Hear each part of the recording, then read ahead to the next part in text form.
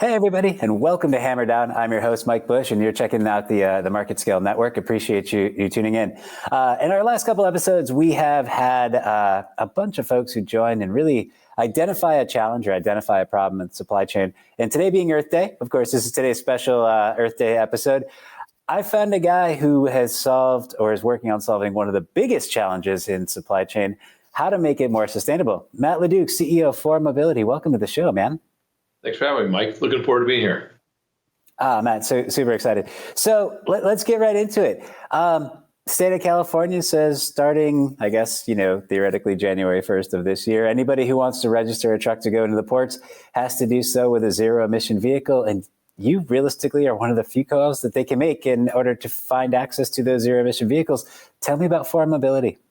Yeah, we started just about 3 years ago. May 1st of 2021 was when we incorporated it. We had the idea years ago, but the notion is that this was going to be an ambitious, to say the least, transition that Air Resource Board was putting up, and in a pretty ambitious timeline that they were doing. But we knew that not everybody was going to have real estate. Not everybody knows everything about power.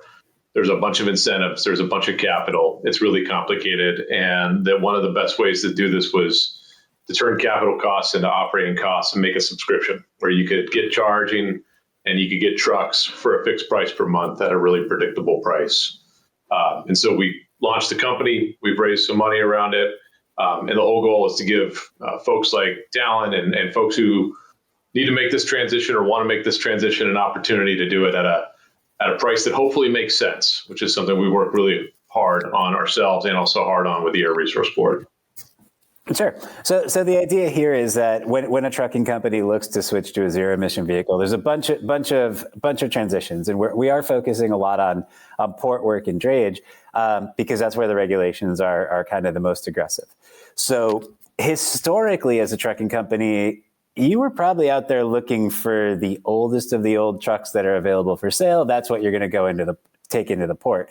And now instead of saying, look, let me go find a used vehicle, you're being mandated that you need a zero emission vehicle. So electricity or hydrogen, and the cost of those are way different. And Matt, do I have it right? That's sort of where you're playing, is you're trying to find a way to make it so that a trucking company doesn't have to take out a second, third, and fourth mortgage in order to get access to one of those trucks. You got it, right? I mean, those trucks, like you said, they were $300,000-$400,000. Now they're $400,000 or $500,000 plus in some case.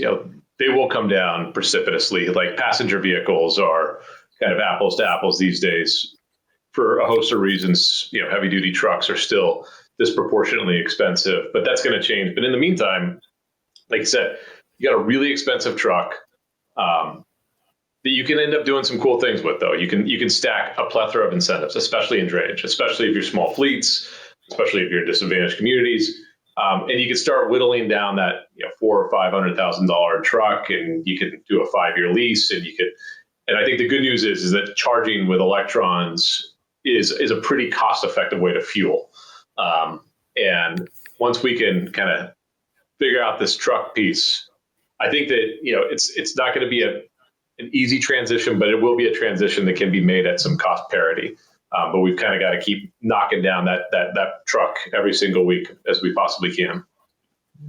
Sure. So now, if I'm a trucking company and I get on the phone with you or the team over at Ford Mobility, what's sort of the offering? How do I work with you? What's the right approach to really look at essentially electrifying my fleet? Yeah, so we endeavor to build our facilities. So the facilities charge 50 to 100 trucks at a time. There's one very public facility that we're just about to break ground on in a few weeks at the Port of Long Beach. It'll be capable of charging a couple hundred trucks a day. But we also have facilities in Rancho Dominguez. We have facilities in Linwood. We have facilities in Oakland and Livermore and Seattle that we're developing similarly. And those facilities can all hold 50 to 100 trucks at a time. And ideally, we're developing these pieces of property that are in a place that is convenient for the trucking companies out there doing the work. And the way it works is, you want to buy a truck yourself. By all means, we are absolutely okay with people bringing their own truck to our facilities. But what we do is we say, let's take the Port of Long Beach facility. Is what we can do is we can offer you a charger, we can offer you a dispenser, and we can offer you trucks. and we could put one truck, two truck, four trucks. It just depends on how people want to operate their fleets. But ideally, you find a facility that's close by. You contract with us for it. And I think the benefit of us is that we build these facilities, we staff them 24/7, we secure them, we maintain them. We've had operating fleets in Long Beach today. We have over 100,000 miles on our trucks today. And I think that what we can say is that by having staff on site and being operators that we are, we've had trucks charging, and we haven't had a single charging incident for months and months. I mean, we know how to fix these things. We know how to keep them running. And so we can build these facilities where we can get a lot of trucks charging at the same time. That drives the cost down. And we could also maintain them and run them so that when people show up at 4 or 5 in the morning, they're not showing up to an empty truck. They're showing up to a fully charged truck and a staff there to greet them. Got it. So Matt, within the facility, are you including like a parking spot? Is there room for a container? You know, if I'm parking at the Port of Long Beach, presumably I've got an empty that I'm going to bring in there in order to get the dual transaction. Yeah. So with different facilities, we have different real estate, right? And I think like we have facilities and we have lots of pull through charging availability that we're going to be developing where you can pull through with a chassis and a container. And we also offer the bobtail charging too. And I think that's just something like, as people think about the transition, this is going to be, I think it's going to take some flexibility and listening on for mobility and folks like our part. It's also going to take some work on the carrier part, because obviously a bobtail spot is a lot less real estate, and real estate, as we all know, is not the cheapest thing, especially down in Long Beach. Right. So, you know, how much of our real estate do we want to have for container storage? Because we do have facilities that can do that. And how are we going to do bobtail charging? So we do a lot. I mean, I think, and we try to build facilities where you can come in with a chassis and container on. And we try to build facilities where you can bobtail charge, which is going to be your kind of lowest cost per mile option. And so we try to build these things pretty flexible so folks can do a lot of stuff with it. Matt, what were you doing before For Mobility? How did you stumble onto this idea? What was the trigger that got you to where you are now? Electrons have been my entire career, building them, operating them, financing them. I ran a business unit for a company called NextEra, which is the largest owner of renewable energy in the world. The particular business unit I ran had invested several $1 billion of assets on the distribution system, which these truck charging facilities, everything that we get at our house, that is on the distribution system. And that's a special kind of asset in the world of electricity. And so I've done this for 20 years. I started off in the trades. I was an installer. My father, my brother are all in the trades as well. And I was a construction manager, a project manager, and ended up on the investment side. And I've done about $5 billion of infrastructure projects, you know, either as construction or owner operator of those facilities themselves. So it was about 5 years ago. This idea came up. I was getting ready to turn 40. I had a couple little kids, and it's one of those times when I always thought about doing my own thing and starting my own business. I was lucky to find some good partners to pair up with, and we took a leap and started For Mobility. Got it. Now, along the journey, so you said it was a few years ago that this came into your conscience.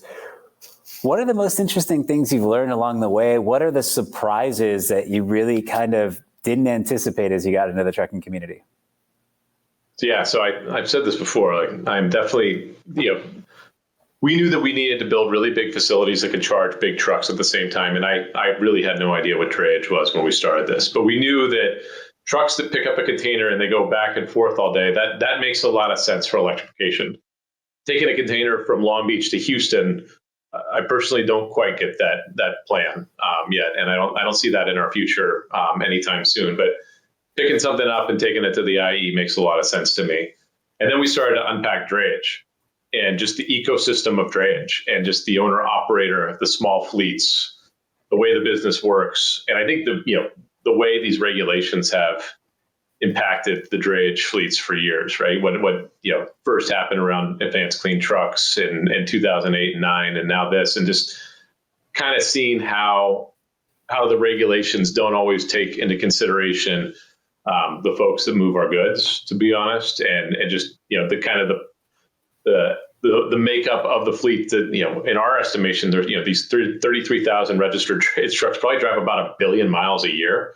And how a lot of this stuff affects them isn't really well thought through, I think, when it happens.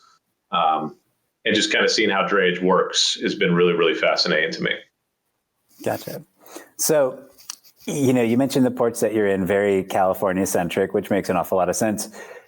Do you have a sense for an expansion plan? Which ports do you think will, go green next? How do you see rolling out across the U.S.? If you spend a lot of time in energy, you spend a lot of time following policy, and that is for better or worse, right? I mean, that is energy as policy. And so from our standpoint, we see places where there is some favorable policy happening. There's a cap and trade program in the state of Washington that has produced an immense amount of funding that will be directed towards this type of application. And so that's a market that we're excited about. And you also see a clean fuel standard passed in New Jersey that I think is really exciting. You also have a clean fuel standard, like also known as LCFS, which maybe people are starting to hear a lot about, the low carbon fuel standard, which produces some funding for offset the price of electricity. There's a really robust program in Vancouver as well. And so when you run a business like we do in infrastructure, you look for places where you can create value and you can deploy a lot of capital. And so we're looking at places where we can try to find a price parity, or at least a pathway to price parity, where we can deliver a fully charged truck that makes sense to our customer, right, which is the carrier. And so those are the markets that we see as markets that have policies that are going to support that value proposition. Got it. Understood. Matt, one of the questions we ask every guest to hammer down is, if you're talking to, let's say, a new or recent college grad, and they're thinking, man, maybe supply chain's for me, what advice do you give that kid? I think my advice to give every college graduate is don't look. I remember people saying, find something that you're really passionate about and just dive in. It's like, I think just find a really well company and just work as hard as you possibly can for them. I started off in construction, and I never knew that I would end up on the investment side and finance side of things. If you're interested in supply chain and you're interested in this, I think that supply chain is really interesting because it will go through a generational transition, whether people like it or not. And transitions create huge opportunities. And I think that somebody getting into this business that embraces that transition and that is going to find a lot of opportunity. And I think if they just keep their head up and their eyes open and they ask a lot of questions, like I've always just told people, if you're graduating from school, just run as fast as you can towards things that are growing. Because when things are growing, you just get opportunities handed to you a lot faster. And I think that this is one of those places where it's going to grow, because you're going to have an out with the old and in with the new on the technology side, and that goes from a software standpoint to the very vehicles that are running our cargo around.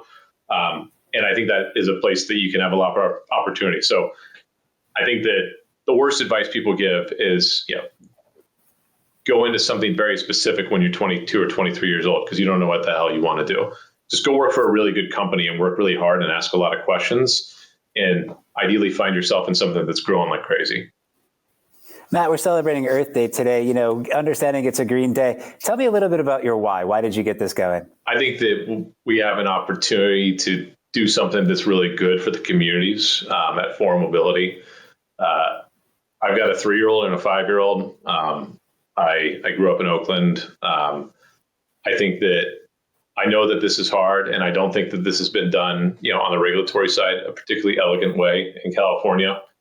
And I sympathize with folks having to endure this transition, but I do think that the end result of this will be positive. I don't know if that's 3 years from now or 10 years from now or 20, but I do know that when my kids are grown up and they're looking at the way things are moved, that we're going to have a cleaner place to do it. I think communities will be better off for it. I think the drivers will be better off for it. And I think that the beginning of something new is the absolute most fun you could possibly have at work. Like, it is the messiest, it is the nastiest, but getting a chance to do this and see something new and be kind of at the forefront of it is, I think, a real privilege that I don't take for granted. So Matt, final question. If somebody wants to reach out, get in touch with you, what's the easiest way to find you? Yeah, LinkedIn is a place where a lot of people seem to be able to find me. You could also just send me an email at matt.leduc@forummobility.com. That's where you can find me. I'm happy to chat. And I also appreciate you having me on the show, Mike.